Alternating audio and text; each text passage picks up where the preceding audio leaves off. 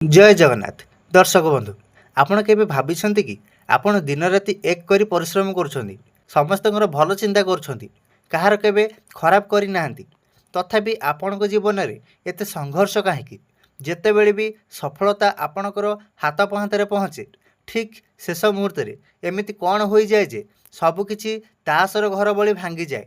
ଆଜିର ଏହି ଭିଡ଼ିଓ କେବଳ ଏକ ସାଧାରଣ ରାଶିଫଳ ନୁହେଁ। ଆଜି ଆମେ ତୁଳା ରାଶିର ସେହି ଗୁପ୍ତ ରହସ୍ୟ ଉପରୁ ପର୍ଦ୍ଦା ଉଠାଇବୁ ଯାହା ଆପଣଙ୍କୁ ବୋଧହୁଏ କେହି କହିନଥିବେ। ଆଜି ଆମେ ଜାଣିବା ଯେ ଆପଣଙ୍କ ସଫଳତାର ପ୍ରକୃତ ବାଧକ କିଏ, ସେମାନେ କାହିଁକି ଆପଣଙ୍କ ପଛରେ ଛାଇ ଭଳି ଲାଗି ରହିଛନ୍ତି, ଆପଣଙ୍କର କେଉଁ ଛୋଟ ଛୋଟ ଭୁଲ ବା ଖରାପ ଗୁଣ ଯୋଗୁଁ ସେମାନେ ଆପଣଙ୍କୁ ହଇରାଣ କରିବାର ସୁଯୋଗ ପାଉଛନ୍ତି ଏବଂ ସବୁଠାରୁ ଗୁରୁତ୍ୱପୂର୍ଣ୍ଣ କଥା, ଏହି ଚକ୍ରବ୍ୟୁହରୁ ଆପଣ କିପରି ମୁକୁଳିବେ। ଯଦି ଆପଣଙ୍କର ରାଶି ତୁଳା ତେବେ ଏହି ଭିଡ଼ିଓକୁ ଟିକିଏ ବି ସ୍କିପ୍ ନ କରି ପ୍ରଥମରୁ ଶେଷ ପର୍ଯ୍ୟନ୍ତ ନିଶ୍ଚୟ ଦେଖନ୍ତୁ, କାରଣ ହୋଇପାରେ ଏହି କିଛି ମିନିଟ୍ର ଭିଡ଼ିଓ ଆପଣଙ୍କ ଜୀବନର ଦିଗ ବଦଳାଇ ଦେବ। ଦର୍ଶକ ବନ୍ଧୁ, ତୁଳା ରାଶିର ସ୍ୱାମୀ ହେଉଛନ୍ତି ଗ୍ରହରାଜ ଶୁକ୍ର। ଏହି ରାଶିର ବ୍ୟକ୍ତିମାନେ ଜନ୍ମରୁ ହିଁ ବହୁତ ଦୟାଳୁ, ସଚ୍ଚୋଟ ଏବଂ ସମସ୍ତଙ୍କୁ ଏକାଠି ନେଇ ଚାଲିବାକୁ ପସନ୍ଦ କରନ୍ତି। ଆପଣଙ୍କର ହୃଦୟ ଏତେ ସଫା ଯେ ଆପଣ କାହାର ଦୁଃଖ ଦେଖିପାରନ୍ତି ନାହିଁ। ନିଜ ପକେଟରେ ପଇସା ନଥିଲେ ବି ଧାର କରି ଅନ୍ୟକୁ ସାହାଯ୍ୟ କରିବାକୁ ଆପଣ ପଛାନ୍ତି ନାହିଁ, କିନ୍ତୁ ପ୍ରତିବଦଳରେ ଆପଣଙ୍କୁ କ'ଣ ମିଳେ? ଧୋକା, ବିଶ୍ୱାସଘାତକତା ଏବଂ ଅପମାନ। ଆପଣ ନିଜ ଆଖପାଖରେ ଏମିତି କିଛି ଲୋକଙ୍କୁ ଏକାଠି କରି ରଖିଛନ୍ତି ଯେଉଁମାନେ ଆପଣଙ୍କ ମୁହଁ ସାମ୍ନାରେ ବହୁତ ମିଠା ମିଠା କଥା କୁହନ୍ତି। ସେମାନେ ଆପଣଙ୍କୁ ନିଜର ସବୁଠାରୁ ବଡ଼ ହିତକାରୀ ବୋଲି ଦେଖାନ୍ତି, କିନ୍ତୁ ବାସ୍ତବରେ ଏହିମାନେ ହିଁ ଆପଣଙ୍କ ସଫଳତାର ସବୁଠାରୁ ବଡ଼ ବାଧକ। ଏମାନେ ଚାହାନ୍ତି ନାହିଁ ଯେ ଆପଣ ସେମାନଙ୍କଠାରୁ ଆଗକୁ ବଢ଼ନ୍ତୁ କିମ୍ବା ସମାଜରେ ପ୍ରତିଷ୍ଠା ଲାଭ କରନ୍ତୁ। ଆପଣ କେବେ ଲକ୍ଷ୍ୟ କରିଛନ୍ତି କି ଯେତେବେଳେ ଆପଣ କୌଣସି ନୂଆ କାମ ଆରମ୍ଭ କରନ୍ତି କିମ୍ବା ଆପଣଙ୍କ ଜୀବନରେ କିଛି ଖୁସି ଆସିବାର ଥାଏ, ହଠାତ୍ ସବୁକିଛି ବିଗିଡ଼ିଯାଏ? କାହିଁକି? କାରଣ ଏହି ଆପଣା ଲୋକମାନଙ୍କର ଖରାପ ନଜର ଆପଣଙ୍କ ଉପରେ ପଡ଼ିଥାଏ। ତେବେ ଦର୍ଶକ ବନ୍ଧୁ, ବର୍ତ୍ତମାନ ଆସନ୍ତୁ ଜାଣିବା ସେହି ଲୋକମାନେ କିଏ ଏବଂ ସେମାନଙ୍କୁ ଆପଣ କିପରି ଚିହ୍ନିବେ। ପ୍ରଥମ ବାଧକ ହେଉଛନ୍ତି ଆପଣଙ୍କର ସେହି ସମ୍ପର୍କୀୟ ବା ବନ୍ଧୁ ଯେଉଁମାନେ କେବଳ ଦରକାର ବେଳେ ଆପଣଙ୍କୁ ଖୋଜନ୍ତି।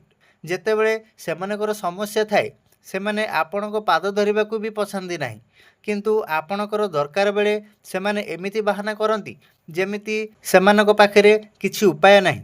ଦ୍ୱିତୀୟରେ, ଆପଣଙ୍କ କର୍ମକ୍ଷେତ୍ର ବା ବ୍ୟବସାୟରେ ଥିବା ସେହି ଲୋକମାନେ ଯେଉଁମାନେ ଆପଣଙ୍କ ଆଇଡ଼ିଆ ବା ପରିଶ୍ରମର ଶ୍ରେୟ ନିଜେ ନେଇଯାଆନ୍ତି। ତୁଳା ରାଶିର ଲୋକମାନେ ବିବାଦରୁ ଦୂରେଇ ରହିବାକୁ ଚାହାନ୍ତି, ଆଉ ଏହି ଗୁଣର ଫାଇଦା ଏହି ସୁବିଧାବାଦୀ ଲୋକମାନେ ଉଠାନ୍ତି। ଏମାନେ ଛାଇ ଭଳି କାହିଁକି ଲାଗି ରହିଛନ୍ତି ଜାଣିଛନ୍ତି? କାରଣ ଆପଣ ସେମାନଙ୍କୁ ସେହି ସୁଯୋଗ ଦେଉଛନ୍ତି। ଛାଇ ସେବେ ଯାଏଁ ଆମ ସାଥିରେ ରହେ ଯେବେ ଯାଏଁ ଆମେ ଆଲୋକ ଆଡ଼କୁ ପିଠି କରି ଛିଡ଼ା ହୋଇଥାଉ।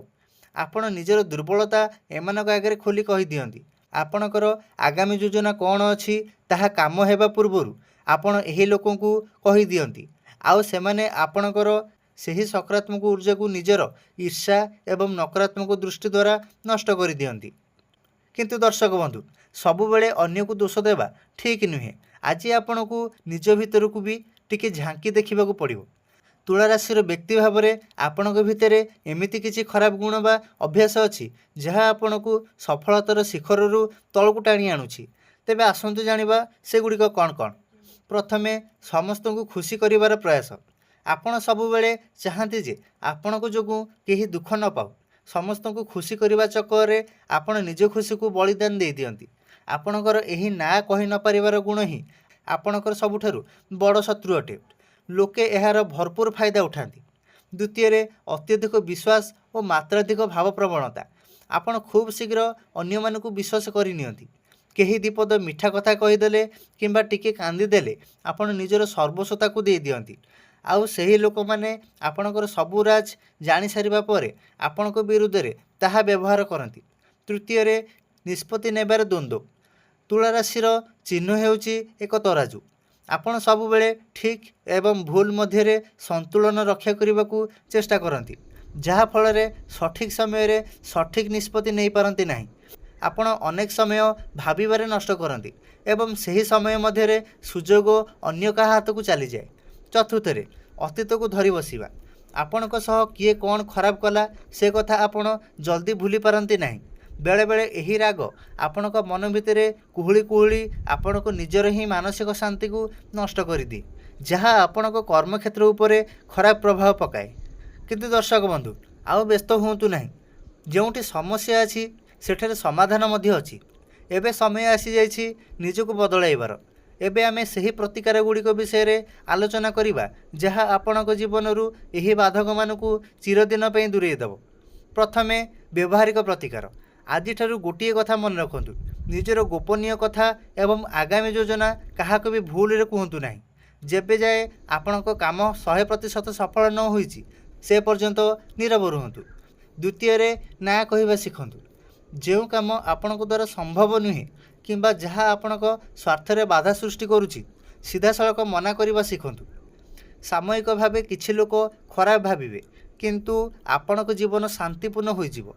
एबे आसनु जानिबा से ज्योतिष शास्त्रीय प्रतिकार। प्रथमे तुला राशि स्वामी शुक्र को बलवान करवा निहाती जरूरी। प्रति शुक्रवार दिन माँ लक्ष्मी किंबा माँ संतोषी आराधना करंतु। शुक्रवार दिन धला वस्त्र पिंधिबाकू चेष्टा करंतु एवं कौनसी गरीब व्यक्ति को अन्न क्षीर दही किंबा धला मिठा दान करंतु। निज पाखे सबुबले एक धला रंगर रुमाल रखंतु एवं अतर बा सुगंधित परफ्यूम्र व्यवहार निश्चय करंतु। यह द्वारा आपणक आखपाखे थिबा नकारात्मक ऊर्जा नष्ट हेबो। द्वितीय प्रतिदिन सकाळु उठी सूर्य देवता को जल अर्पण करंतु। यह आपन को निष्पत्ति नेबारे साहस एवं आत्मविश्वास प्रदान करिवो। तृतीय गुप्त शत्रुओं ठारू रक्षा पाइबा पई हनुमान चालीसा किंबा बजरंग बाण नियमित पाठ करंतु। आपणक आखपाखे कौनसी खराब शक्ति रही पारिबो नाही। दर्शक बंधु मन रखंतु, तुला राशि लोक मैंने जन्मरू विजेता। आपणक भितरे सही क्षमता अछि जहाद्वारा आपण विश्वजय करिपारिबे। केवल दरकार निजर दुर्बलता को चिन्हिबा एवं खराब लोकों ठारू दूरेई रहिबा। आउ समय नष्ट करंतु नाही। जो माने आपणकर मूल्य बुझु नाहांती सेमानकु निज जीवनरू काढी फेंगी दियंतु। आज ठारू निज पई बंचिबा शिखंतु। आपण निज उपरे विश्वास रखंतु, ईश्वर निश्चय आपणक साथ देबे। दर्शक बंधु आशा करुछु तुला राशि विषय रे यही गभीर विश्लेषण आपणको पसंद आसीथिबो। जदि आपणकर जीवन में एमिति किछि घटुछि किंबा आपण मध्य एही सब समस्यार सम्मुखीन होउछंती तेबे कमेंट बॉक्स रे जय माँ लक्ष्मी निश्चय लिखंतु एवं निजर अनुभूति आम सह शेयर करंतु। यही वीडियो को निजर सही सांग मानक सह निश्चय शेयर करंतु जो मानकर राशि तुला अटे। वीडियो को लाइक करने सह आम चैनल को सब्सक्राइब करने को भूलिबे नहीं। खुशी रे रुहंतु, सुस्थ रुहंतु। रहुछि जय जगन्नाथ।